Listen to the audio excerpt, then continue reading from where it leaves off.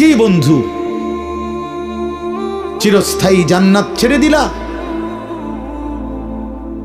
জাহান্নামের জন্য সিদ্ধান্ত নিয়েই নিলা। এই নারী, এই ছবি, এই উলঙ্গ দৃশ্য, এই জিনা, এই ব্যভিচার, খোদার কসম ধীরে ধীরে তোমার জাহান্নামের দিকেই নিয়ে যাবে। নুআল্লিহি মা তাওয়াল্লা ওয়া নুসলিহি জাহান্নাম। আল্লাহ বলছে, যে বান্দা আমার রাসূলের বিরুদ্ধাচরণ করবে এবং আমার ঈমানদার বান্দারা যে পথে চলে তার উল্টো পথে চলবে, আল্লাহ বলেন আমি তাকে সেই উল্টো পথেই চালাবো এবং একদিন সত্যি সত্যি আমি তারে জাহান্নামে ফেলে দেব। খোদার কসম বাপ, এটা কোরআন শরীফের আয়াত। আমি এই মাত্র বলে আসছি, বলছি তোমরা যারা আমার একটা কথা মনে করো বাপ, ছেলেদেরকে তোমাদেরকে বলি বাবা, সারা দিন সারা রাত মোবাইলে নারী দেখো, ছবি দেখো, নাচ গান, এক ওয়াক্ত নামাজ যারা পড়ো না, কোনোদিন যারা ফজরের নামাজ পড়ো না, হালাল হারামের কোনো পার্থক্য নাই, কিন্তু কেউ তোমারে ফিরায় না। তোমার মা, তোমার বাবা, তোমার পাড়া, তোমার মহল্লা, তোমার দেশবাসী, কেউ তোমারে নিয়ে একটু ভাবে না, কেউ তোমার একটু ফিরায় না।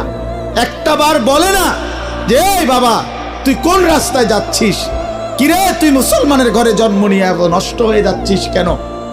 যাকে কেউ ফিরায় না, কেউ বলে না, কেন বাপ? একটা বার, একটা ছেলে শুধু তুমি আমার কথা ভাইবো যে কেউ তোমারে ডাকে না কেন?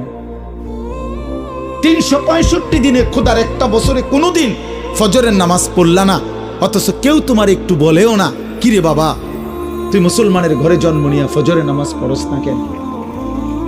সারাদিন রাত তুমি মোবাইলের মধ্যে নারী নিয়ে, ছবি নিয়ে পড়ে থাকো, কিন্তু আপন মা বাবা, আত্মীয় স্বজন, পাড়া পড়শি কেউ তোমারে ফিরাইবার জন্য একটু ডাকেও না, বলেও না। এমন হয়ে গেল কেন তোমার জীবনটা?